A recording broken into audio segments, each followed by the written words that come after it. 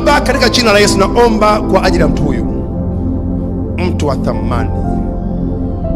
Ulipomtokea Sauli wa Tarso akiwa njiani kwenda Dameski, kwenda kuua watu wako, kwenda kuharibu watu wako, ulimwambia aingie mjini, aambiwe mambo yampasayo kutenda.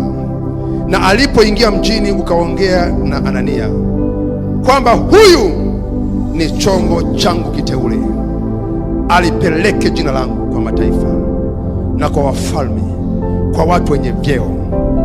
Baba, mtu huyu aliyesimama mahali hapa ni chombo chako kiteule, aliye katika nyumba kubwa.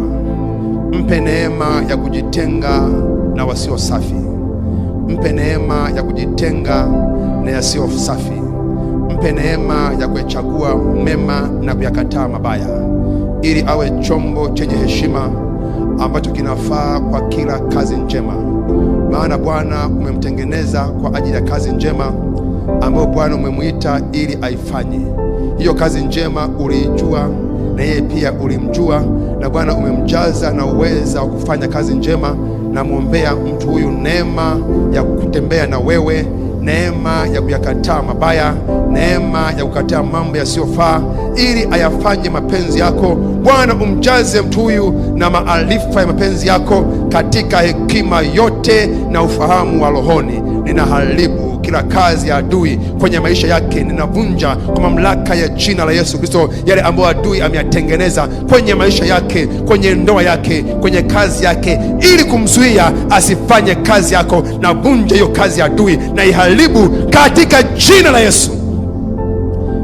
Bariki kazi ya mikono yake, anapofanya kazi ya mikono yake, ili ayapate mahitaji yake, ili asifanye mambo yasiyo na heshima, ili ale chakula chake mwenyewe, ili afanye kazi impatie mahitaji yake mwenyewe, ili anapokutumikia wewe Bwana asiwe mzigo kwa watu wengine. Bariki kazi anayofanya, bariki biashara yake. Asiye na kazi mpe akili ya kupata kazi, asiye na biashara aliye na kiu ya kufanya biashara. Na muombea umpe akili ya biashara, umpe fedha aanze biashara. Pokea akili ya biashara, pokea mawazo ya kimungu ya kuanza biashara katika jina la Yesu, na kufungulia mlango ulio wazi. Pokea fedha, fedha ya mtaji patikane, fedha njoo, fedha ije, na ituma fedha ije kwako, ikufuate na ikupate kwa jina la Yesu. Bwana akupe msukumo wa ndani wa kufanya jambo ambalo liko ndani ya moyo wake, ili upate fedha, ili upate mavazi, ili upate chakula, ili umtumikie Bwana katika jina la Yesu. Na kuombea ulinzi wa Bwana. Bwana ni nguvu zako, Bwana ni jabali lako.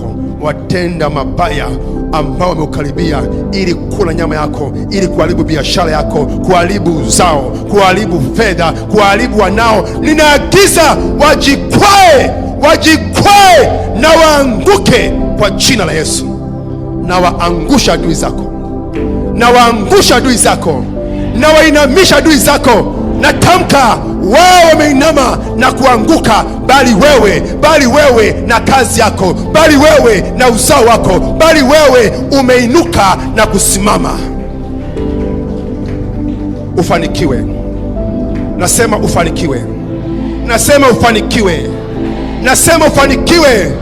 Lolote ulifanyalo lifanikiwe kwa jina la Yesu.